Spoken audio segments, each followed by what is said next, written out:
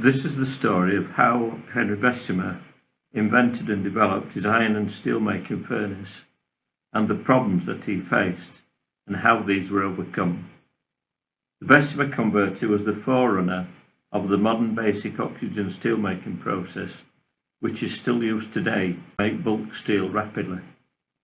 To conclude, I mentioned the Caldo process, which was used at the old works of the Parkgate Iron and Steel Company Limited in Rotherham during the 1960s and 1970s. Unfortunately, due to severe mechanical engineering problems, the process was scrapped when British Steel was formed. Who was Henry Bessemer?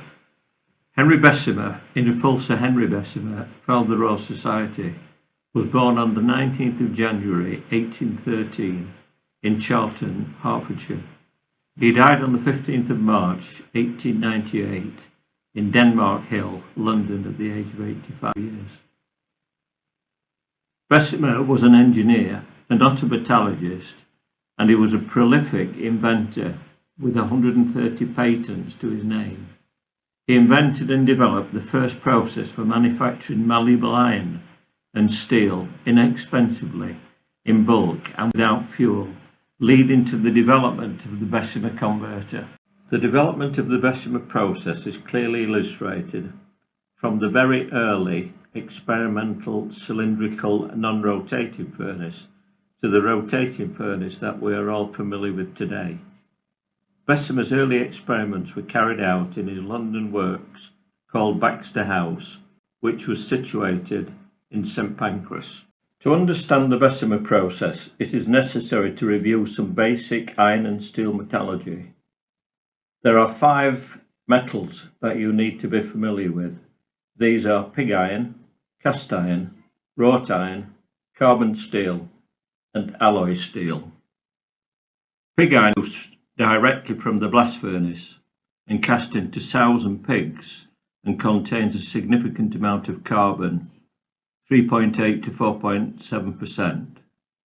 Cast iron is molten iron from the blast furnace, which is then remelted in a cupola furnace and then poured into either sand moulds or cast iron moulds. It contains a significant amount of carbon and is very brittle in tension. The amount of carbon is between 2.5 to 4.5%. Wrought iron can be classed as pure iron with a very small amount of carbon, less than 0.04%, and with the other impurities removed. It is very tough and ductile. Carbon steel is an alloy of iron and carbon with a carbon content ranging from 0.04% to a maximum of about 1.25%, which is known as high carbon steel. Alloy steel contains, in addition to small amounts of carbon, metals such as manganese, silicon, nickel, and chromium to produce a steel with specific desired properties.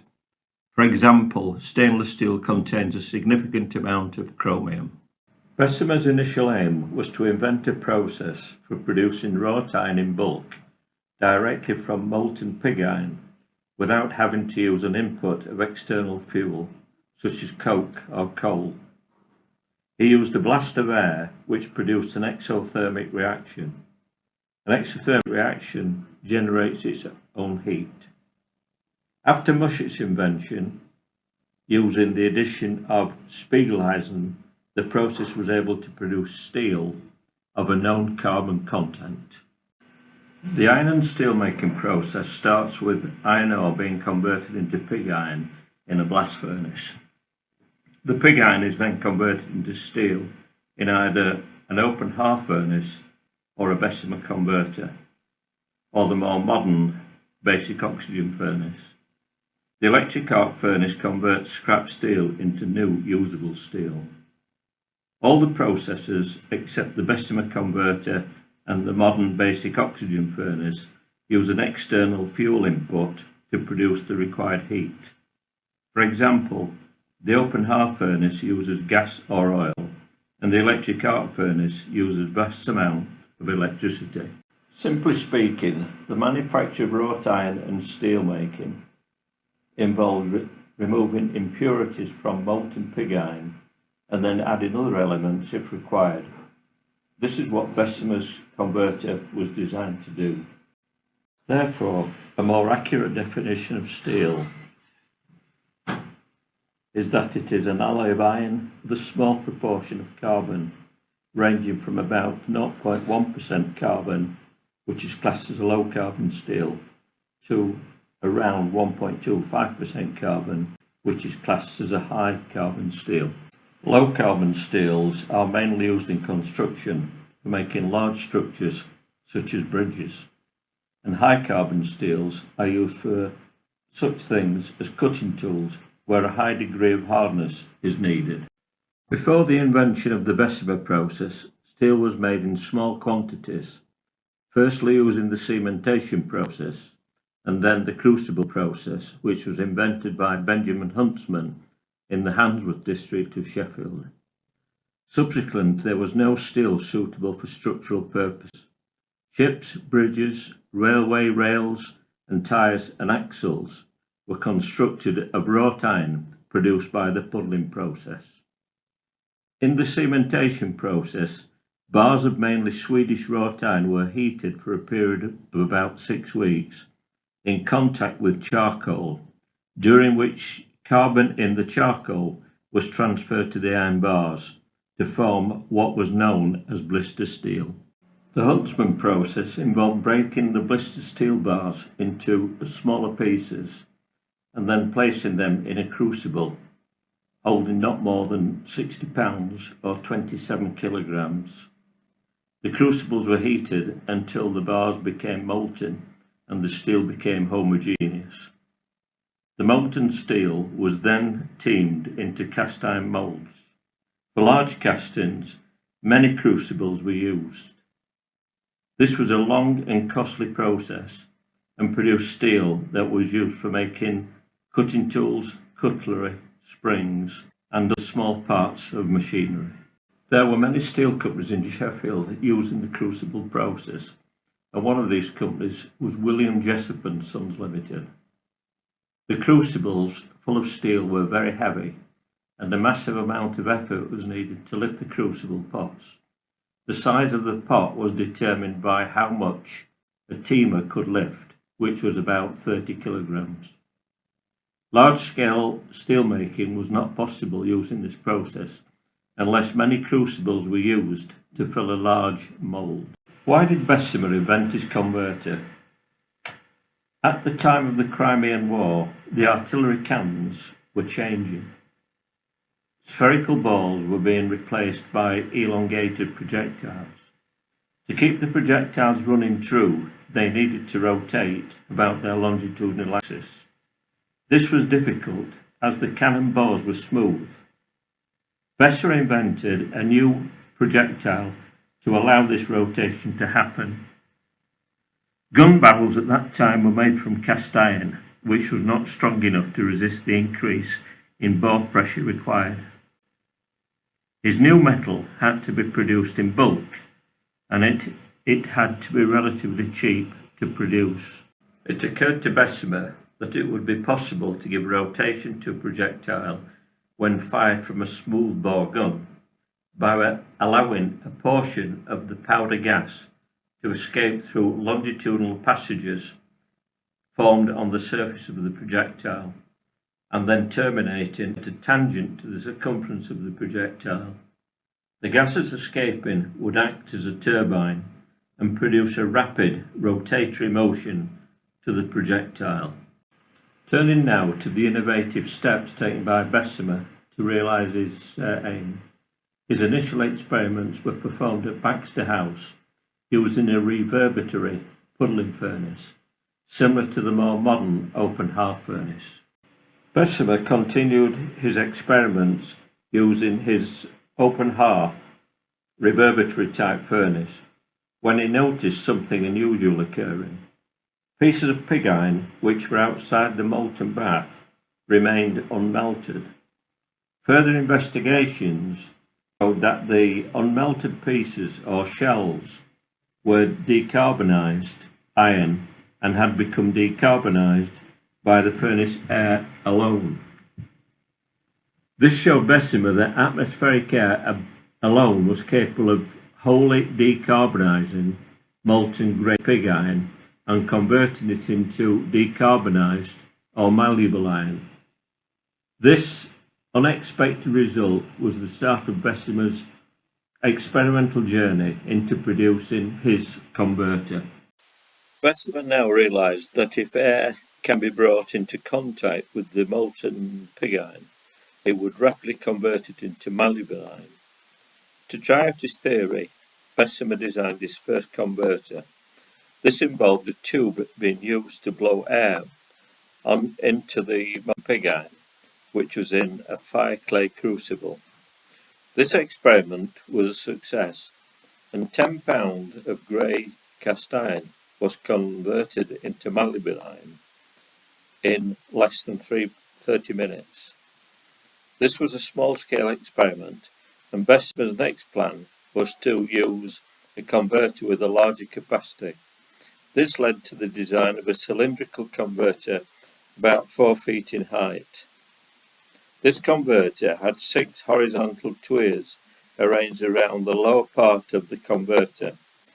Using an air pressure of 10 or 15 pounds per square inch, 700 weight of molten pig iron was converted into decarbonised malleable iron in about 20 minutes. The reaction was violent, as the carbon and other impurities were removed from the pig iron by the action of the oxygen in the air. To contain the material resulting from the violent eruption from the top of the furnace, which was known as the blow, Bessemer designed another vertical cylindrical vessel, but this time with an upper chamber. As before, the converter had 6 tuyeres placed around the lower part of the converter to blow air into the molten pig iron. When the reaction was complete, the malleable iron was poured into hydraulically operated ingot moulds. After much development, the shape of the converter changed to the shape that we are familiar with today. This converter could rotate about a horizontal axis to allow for charging and pouring. Bessemer's experiments were carried out in 1855. In 1856, with the encouragement of the eminent engineer Mr. George Rennie, Bessemer presented a paper on his experiments to the Cheltenham Conference of the British Association. Bessemer's paper was titled The Manufacture of Iron Without Fuel. A full copy of this paper appeared in the Times newspaper on the 14th of August 1856. The famous Scottish engineer James Naismith was in the audience and contributed to the discussion. He praised the work of Bessemer, and his final comment was, "All this pointed to results so vast and so commercially important that it was impossible to grasp the full effect it must have both on the iron and steel engineering interests of this and every other country." In the book by Professor J.E. Gordon titled The Science of Strong Materials, Professor Gordon makes the comment on page 17, "The cheapening and improvement of iron and steel during the 18th and 19th century was the most important event of its kind in history, or perhaps just the most important event in history." Bessemer made a number of engineering improvements to his converter. He quickly realised the advantage of conducting the blow in a vessel mounted on trunnion. There were 2 pivot points mounted on either side, so that it could be tilted and so filled and emptied without the blast on, but without having the metal running down the tuyeres. The blast pipe was designed to come through one of the pivot mounts into the blast box. In November 1856, Bessemer filed patent number 16082 for his invention. A number of steel manufacturers then took out licenses to use his furnace design, but encountered serious problems when using it to make steel. There were three problems with the Bessemer process. Firstly, Bessemer's intention was to produce decarbonised malleable iron from blast furnace pig iron and not to produce steel. Secondly, when the molten iron was poured into moulds, it would not settle down due to the release of large amounts of carbon monoxide from the metal. And thirdly, if phosphoric iron ore was used, the steel produced could not be hot worked without cracking and breaking up. These problems needed to be overcome if the process was to be commercially successful. Problems 1 and 2 were solved by Robert Mushet's invention. He added 5% of molten Spiegeleisen to the iron treated by the Bessemer process, which killed the iron in the moulds and also allowed steel to be produced with a known carbon content. Spiegeleisen was a white metallic ore found in the Rhenish Mountains in Russia. Its composition was 86.25% of iron, 8.5% of manganese, and 5.25% of carbon.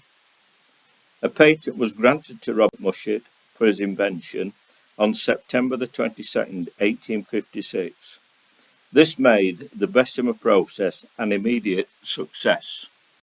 Problem 3 was solved by the inventors of the Thomas Gilchrist process. As I mentioned earlier, the metal initially produced by the Bessemer process using phosphoric iron ore was weak and brittle, and ironmasters who had licensed the process from Bessemer reported failure. In 1878, Sidney Thomas and Percy Gilchrist realised that the composition of the converter's lining was causing the problem. The original lining Bessemer used was acidic and worked well with high-quality phosphorus-free iron ore. Thomas Gilchrist invented a basic lining which solved the problem, which allowed phosphoric iron ore to be used to produce steel in the Bessemer converter. The speed of the process was very high, and all impurities were removed in about 18 minutes in both the acid-lined furnace and the basic-lined furnace. As you can see, the basic-lined furnace removed the phosphorus. In both converters, the process had to be stopped at a specific time to produce steel of a specific carbon content. The process was therefore rather difficult to control, and Mushet's invention was critical to resolve this. In 1859, only 5 years after Bessemer's patent was granted, he started a company called Henry Bessemer and Company. The business was in Carlisle Street in Sheffield. His aim was to showcase his process to other iron and steel makers, and also to make iron and steel for customers. Unfortunately, the majority of Sheffield's steel manufacturers refused to believe that the quality of Bessemer steel could be equal or better than steel produced by the crucible process.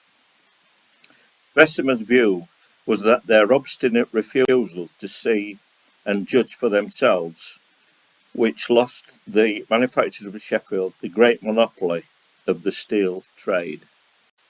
The works in Sheffield comprised 12 converters, steam-driven tilt hammers, and blast furnaces for making pig iron. The works could produce steel at £10 to £15 per tonne, below the cost of producing steel by other Sheffield manufacturers using the crucible process. From 1859 to 1878, a significant number of companies employed the Bessemer converter.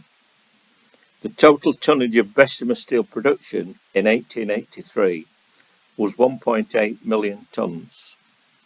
1.3 million tonnes of this was made by the acid process, and 500,000 tonnes using the basic process. Camels of Penistone was one South Yorkshire company that employed the Bessemer process. The works was laid out in a classical style with 2 converters, a rotary casting pit, and a hydraulically operated mould system. An overhead crane was used for lifting the moulds and ingots out of the casting pit. There are some people who believe that Bessemer wasn't the first person to invent the pneumatic process for making malleable iron and steel. They believe that the process was invented by a man named William Kelly in the States in 1851, when his experiments with the pneumatic process started.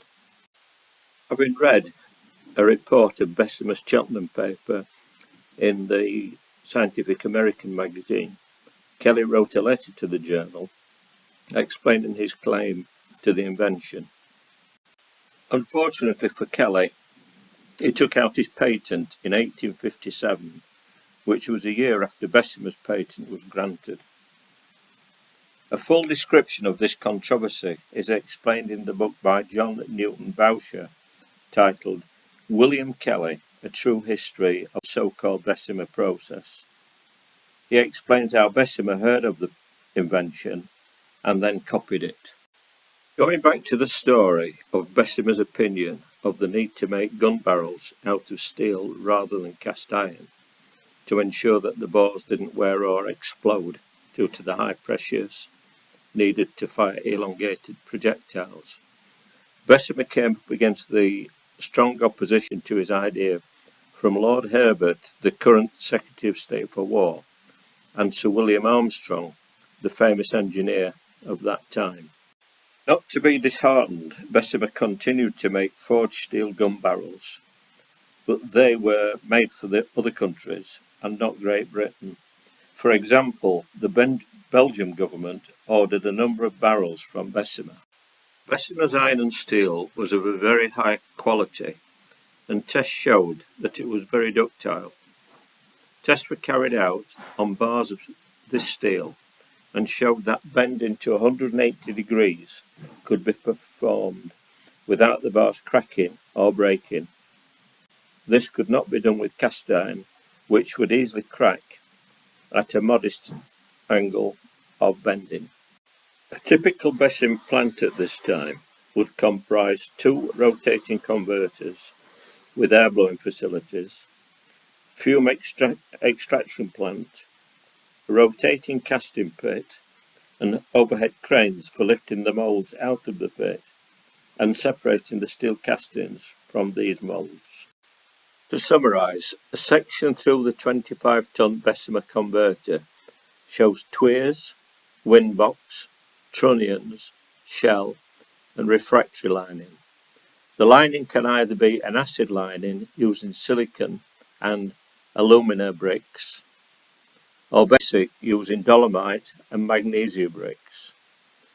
The air from the blower enters the windbox through one of the trunnions, and then enters the furnace through the tuyeres. Many engineering improvements were made to the converter over the years. Probably the main improvement was the introduction of a detachable bottom, which allowed the tuyer area to be changed when it was worn out. The base had a much shorter working life than the rest of the lining. Bessemer designed a detachable bottom, and so did Alexander Hawley in the States. Alexander Hawley was a famous American mechanical engineer with great expertise in steelmaking. The final design of the converter included a detachable bottom and many other improvements to ensure that the converter worked effectively. The disadvantage of the furnace was the difficulty in controlling the final composition of the steel, as the process was so fast and the conversion needed to be stopped at a specific time, which was difficult to do. This is one of the reasons why the Siemens Martin open hearth furnace replaced the Bessemer converter. This process was much slower and therefore easier to control. The last Bessemer converters in the UK operated at the British Steelworks at Workington. The final cast was made in 1974, after which the converters were decommissioned. One of the converters was moved to Kelham Island Museum in Sheffield and can be viewed at the entrance to the museum.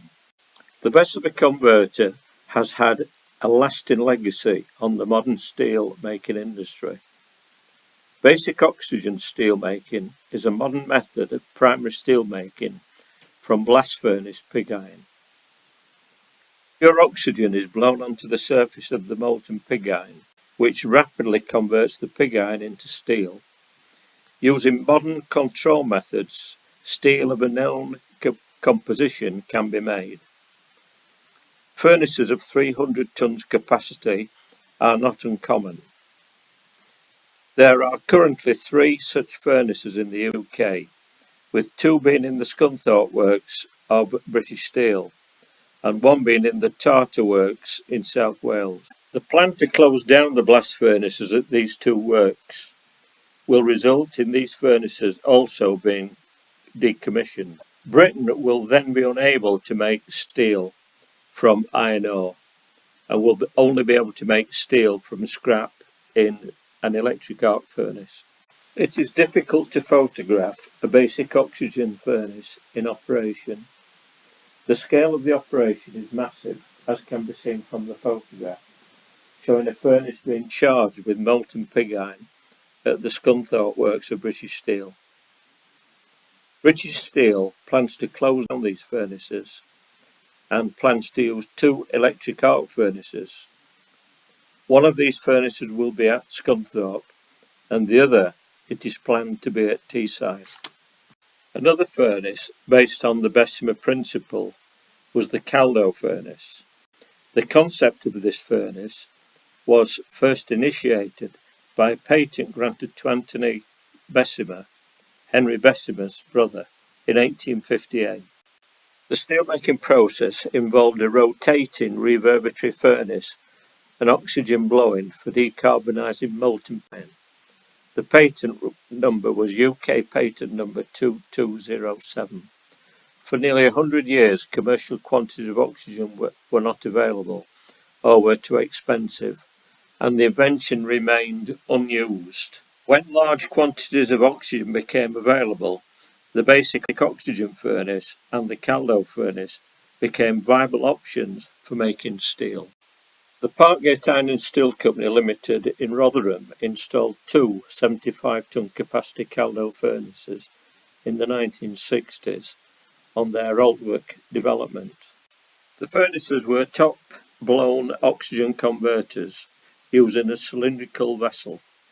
During the conversion process, the furnaces rotated about the vessel's axis with typical rotational speeds of between 25 to 35 revolutions per minute. Oxygen was injected via a lance with slag-forming materials added separately.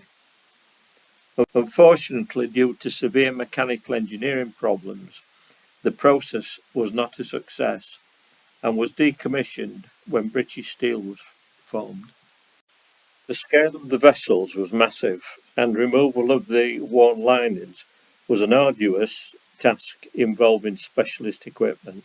While one furnace was operating, the other was being maintained and relined. This ensured that production was continuous and did not stop. Let me now bring the story up to date. The move to green steel making means that basic oxygen steel making is being replaced by electric arc furnace steel making. The image shows the electric arc furnace at Parkgate being charged with scrap steel. I've used a number of articles and books for this talk. The main ones are listed here on this slide. Finally, I'd like to say a few words about Ken Hawley. During his life, Ken collected over 100,000 hand tools, which are now displayed in the Hawley Tool Collection. Ken had a lifelong mission to preserve the history and craftsmanship that made Sheffield famous as toolmaker to the world. Ken understood also that to make these tools, a strong steel industry was necessary.